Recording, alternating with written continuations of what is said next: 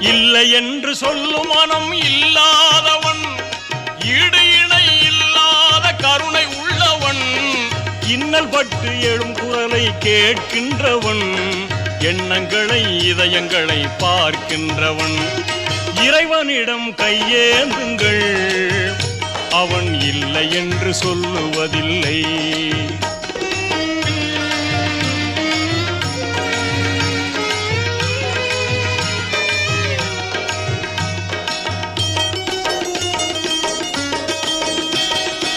ஆசையுடன் கேட்பவர்க்கு அள்ளி தருபவன், அல்லல் துன்பம் துயரங்களை கிள்ளி எறிபவன், பாசத்தோடு யாவரையும் பார்க்கின்றவன், பாவங்களை பார்வையினால் மாய்க்கின்றவன்.